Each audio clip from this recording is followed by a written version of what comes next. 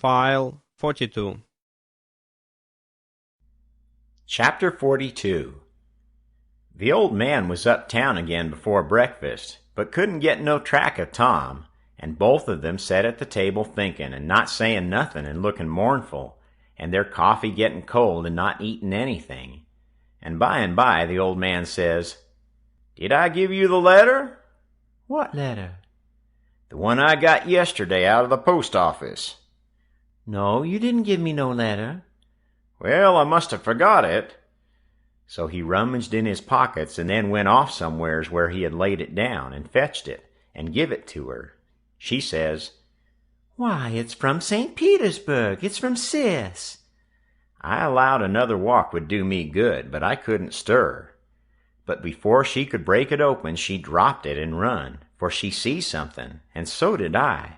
It was Tom Sawyer on a mattress, and that old doctor and Jim, in her calico dress, with his hands tied behind him and a lot of people. I hid the letter behind the first thing that come handy and rushed. She flung herself at Tom crying and says, "Oh, he's dead, I know he's dead." And Tom, he turned his head a little and muttered something or other which showed he warn't in his right mind. Then she flung up her hands and says, "He's alive, thank God, and that's enough." And she snatched a kiss of him and flew for the house to get the bed ready, and scattering orders right and left at the niggers and everybody else, as fast as her tongue could go, every jump of the way. I followed the men to see what they was going to do with Jim, and the old doctor and Uncle Silas followed after Tom into the house. The men was very huffy, and some of them wanted to hang Jim for an example to all the other niggers around there, so they wouldn't be trying to run away like Jim done, and making such a raft of trouble and keeping a whole family scared most to death for days and nights. But the others said, "Don't do it. It wouldn't answer at all. He ain't our nigger, and his owner would turn up and make us pay for him sure." So that cooled them down a little, because the people that's always the most anxious for to hang a nigger that ain't done just right is always the very ones that ain't the most anxious to pay for him when they've got their satisfaction out of him.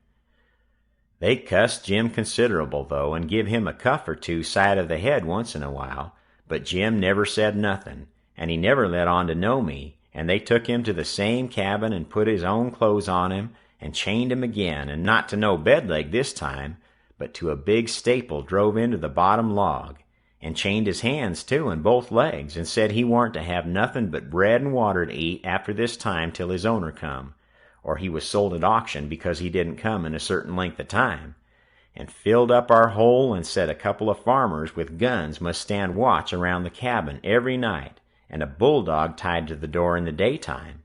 And about this time they was through with the job and was tapering off with a kind of general goodbye cussin', and then the old doctor comes in and takes a look and says, "Don't be no rougher on him than you're obleeged to, because he ain't a bad nigger.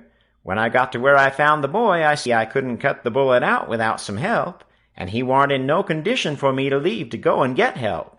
And he got a little worse and a little worse, and after a long time he went out of his head and wouldn't let me come anigh him any more, and said if I chalked his raft he'd kill me, and no end of wild foolishness like that. And I see I couldn't do anything at all with him, so I says, I got to have help somehow. And the minute I says it, out crawls this nigger from somewheres and says he'll help. And he done it too, and done it very well.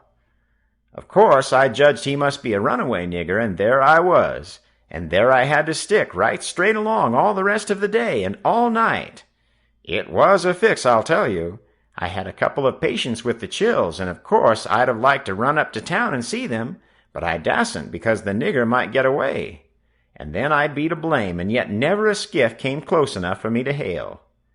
So there I had to stick plumb until daylight this morning, and I never see a nigger that was a better nurse or faithfuler, and yet he was risking his freedom to do it, and was all tired out too, and I see plain enough he'd been worked main hard lately.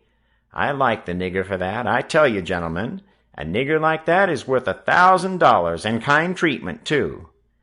I had everything I needed, and the boy was doing as well there as he would have done at home. Better, maybe, because it was so quiet. But there I was, with both of 'em on my hands, and there I had to stick till about dawn this morning. Then some men in a skiff come by, and as good luck would have it, the nigger was settin' by the pallet with his head propped on his knees sound asleep. So I motioned them in quiet, and they slipped up on him and grabbed him and tied him up before he knowed what was about, and we never had no trouble. And the boy being in a kind of a flighty sleep, too, we muffled the oars and hitched the raft on, and towed her over very nice and quiet, and the nigger never made the least row nor said a word from the start. He ain't no bad nigger, gentlemen, that's what I think about him. Somebody says, "Well, it sounds very good, Doctor, I'm obleeged to say." Then the others softened up a little, too, and I was mighty thankful to that old doctor for doing Jim that good turn, and I was glad it was according to my judgment of him, too, because I thought he had a good heart in him and was a good man the first time I see him. Then they all agreed that Jim had acted very well and was deserving to have some notice took of it and reward. So every one of them promised right out and hearty that they wouldn't cuss him no more.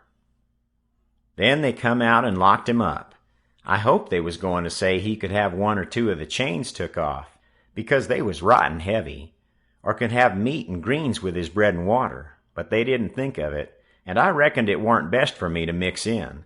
But I judged I'd get the doctor's yarn to Aunt Sally somehow or other, as soon as I got through the breakers that was laying just ahead of me. Explanations, I mean, of how I forgot to mention about Sid being shot when I was telling how him and me put in that dratted night paddling around hunting the runaway nigger. But I had plenty time. Aunt Sally, she stuck to the sick room all day and all night, and every time I see Uncle Silas mooning around, I dodged him. Next morning I heard Tom was a good deal better, and they said Aunt Sally was gone to get a nap. So I slips to the sick room, and if I found him awake, I reckoned we could put up a yarn for the family that would wash. But he was sleeping, and sleeping very peaceful too, and pale, not fire-faced the way he was when he come up. So I set down and laid for him to wake. In about half an hour Aunt Sally comes gliding in, and there I was, up a stump again. She motioned me to be still and set down by me, and begun to whisper and said we could all be joyful now, because all the symptoms was first-rate, and he'd been sleeping like that for ever so long, and looking better and peacefuler all the time, and 10 to 1 he'd wake up in his right mind. So we set there watching, and by he stirs a bit and opens his eyes very natural and takes a look and says, "Hello, why, I'm at home, how's that? Where's the raft?" "It's all right," I says. "And Jim?" "The same," I says, but couldn't say it pretty brash, but he never noticed, but says, "Good, splendid, now we're all right and safe. Did you tell Auntie?" I was going to say yes, but she chipped in and says, "About what, Sid?" "Why, about the way the whole thing was done." "What whole thing?" "Why, the whole thing. There ain't but one, how we set the runaway nigger free, me and Tom." "Good land, set the run... What is the child talking about? Dear, dear, out of his head again." "No, I ain't out of my head. I know all what I'm talking about. We did set him free, me and Tom. We laid out to do it, and we done it. And we done it elegant, too." He'd got a start, and she never checked him up, just sat and stared and let him clip along, and I see it warn't no use for me to put in. "Why, Auntie, it cost us a power of work, weeks of it, hours and hours every night, whilst you was all asleep, and we had to steal candles and the sheet and the shirt, and your dress and spoons and tin plates and case knives, and the warming pan and the grindstone and flour and just no end of things. And you can't think what work it was to make the saws and pens and inscriptions and one thing or another, and you can't think half the fun it was, and we had to make up the pictures of coffins and things, and anonymous letters from the robbers, and get up and down the lightning rod and dig the hole into the cabin, and make the rope ladder and send it in cooked up in a pie, and send in spoons and things to work with in your apron pocket. Mercy sakes! And load up the cabin with rats and snakes and so on for company for Jim, and then you kept Tom here so long with the butter in his hat that you come near spoiling the whole business, because the men come before we was out of the cabin, and we had to rush, and they heard us and let drive at us, and I got my share, and we dodged out of the path and let them go by. And when the dogs come, they warn't interested in us, but went for the most noise, and we got our canoe and made for the raft, and was all safe and